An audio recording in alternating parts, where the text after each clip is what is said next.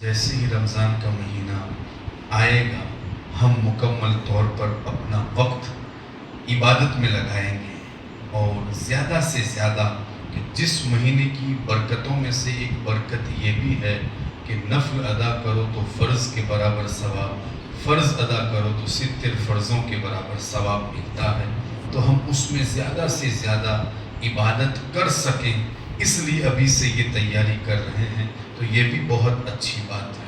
اور دوسری جو تیاری ہوتی ہے وہ عبادت کے حوالے سے، جیسے مصطفیٰ کریم رمضان کی آمد سے پہلے ہی رمضان کی تیاریوں میں مصروف ہوتے تھے، بلکہ روایتوں میں آتا ہے کہ آپ تیار ہو جاتے اور کمر کس لیتے تھے اور مکمل طور پر رمضان کے انتظار میں رہتے، بلکہ آپ کی زبان اقدس سے جیسے ہی رجب کا چاند طلوع ہوتا یہ دعائیں جاری ہو جاتی، اللہم بارک لنا فی رجب و شعبان و بلغنا رمضان، رجب میں بھی برکتیں عطا فرما، شعبان میں بھی برکتیں عطا فرما، اور ہمیں رمضان تک پہنچا دے تاکہ ہم بہت زیادہ تیری عبادت کر سکیں۔ حضور علیہ السلام کی عبادتوں کا معاملہ تو اب سیرت میں پڑھیں، روزانہ راتوں میں اٹھ کر عبادتوں میں مصروف ہونا یہ آپ کا شیوا تھا، آپ کی عادت کریمہ تھی، لیکن رمضان کے حوالے سے ان کی تیاریوں میں مزید اضافہ ہو جاتا،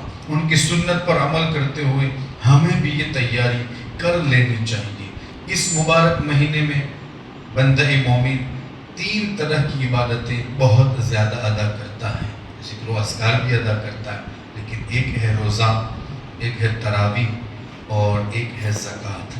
رمضان کی آمد سے پہلے عبادت کی جو تیاری ہے، ان تیاری میں ایک تیاری یہ بھی ہے کہ ہمیں آنے سے پہلے ہی یعنی رمضان کی آمد سے پہلے ہی روزہ، تراویح اور زکوٰۃ کے مسائل سے واقف ہو جانا چاہیے کہ رمضان کے روزے کس پر فرض ہیں، کس پر فرض نہیں، کون چھوڑ سکتا ہے، کون نہیں چھوڑ سکتا، کس سے فاسد ہو جاتا ہے، کس سے فاسد نہیں ہوتا، کس سے مکروہ ہوتا ہے، کس سے مکروہ نہیں ہوتا، کب ٹوٹتا ہے، کب نہیں ٹوٹتا۔ کبھی کبھی ایسا ہوتا ہے علم نہ ہونے کی وجہ سے کہ وہ بہت ساری ایسی باتیں کر لینے کے باوجود وہ روزے دار ہوتا ہے، لیکن چونکہ علم نہیں ہوتا اس کے پاس اور وہ اس سے واقفیت نہیں رکھتا تو وہ خود بخود روزہ توڑ دیتا ہے۔ مثلا قے کا مسئلہ، الٹی، ہمارا معاملہ تو یہ ہے کہ اب کے آئے تب بھی روزہ توڑ دیتے اور دوسرے دن نہیں رکھتے، یہ ہمارا مسئلہ ہے۔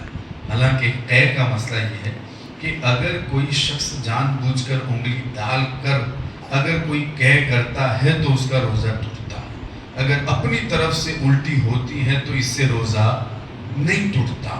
بہت سارے لوگ سمجھتے ہیں چونکہ الٹی ہو گئی، ظاہر سی بات ہے بھائی، آپ کا پہلا دن ہے، اس سے پہلے آپ بھوکے نہیں رہے، صبح ناشتہ کرتے تھے، دوپہر میں کھاتے تھے، شام کو کھاتے تھے، آج پہلا دن ہے، آپ کو بھوکا رہنا ہے، تو شاید ایسا معاملہ ہو سکتا ہے۔ اگر الٹی ہو جائے تو پھر آپ ہمارے لیے ضروری ہے کہ ہم کسی مفتی یا کسی عالم دین سے کانٹیکٹ کر کے ان سے پوچھیں کہ کیا ہماری ایسی سچویشن ہے، ہمارا روزہ ہے یا ہمارا روزہ ٹوٹ گیا۔ یہ تو ہم خود ہی مفتی بن جاتے ہیں، روزہ توڑ دیتے ہیں، پھر مفتی صاحب کا کانٹیکٹ کرتے ہیں، ایسا ہوا، کھا بھی لیا، اب ہمارا مسئلہ آپ بتائیں۔ تو ہمارے لیے ضروری ہے کہ روزے کے حوالے سے جو مسائل ہیں اس مہینے کی آمد سے پہلے ہی ہم عالم دین یا مفتیان کرام کا کانٹیکٹ کر کے ضروری مسائل سیکھ لینے کی کوشش کریں۔ تراویح کا جو مسئلہ ہے وہ بھی روزے کے حوالے سے اور بھی ہماری بہت ساری غلط فہمیاں ہیں، ان غلط فہمیوں کو دور کرنے کی ضرورت ہے۔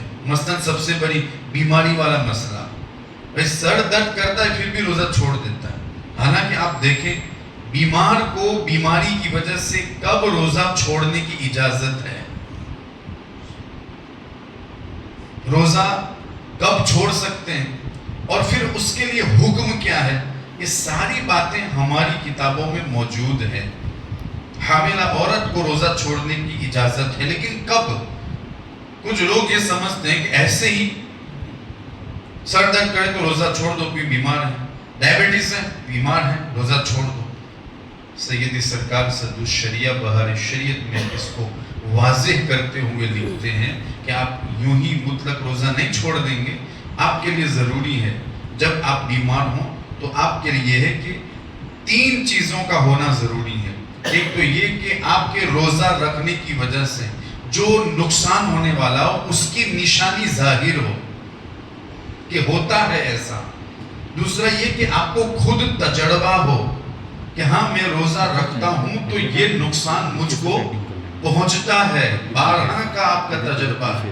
اور تیسرا یہ کہ کوئی مومن طبیب اور وہ بھی ماہر طبیب جو آپ کو بتائے تب جا کر آپ کو اجازت ہے کہ بیماری کی وجہ سے آپ روزہ چھوڑ دیں. اچھا جب بیماری کی وجہ سے روزہ چھوڑتے ہیں نا تو کچھ لوگ یہ سمجھتے ہیں کہ چونکہ میں بیمار رہا اب جیسے ہی رمضان جائے گی تو فوراً فدیہ دینے کی بات کریں گے.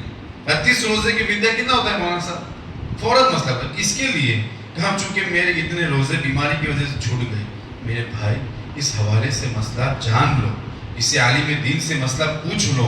کیا جیسے ہی رمضان چلا جائے رمضان کا مہینہ فوراً اس کا فدیہ دے دینا ہے، یا پھر جب ہم تندرست ہو جائیں تو اس کے لیے اس کا روزہ رکھنا ضروری ہے؟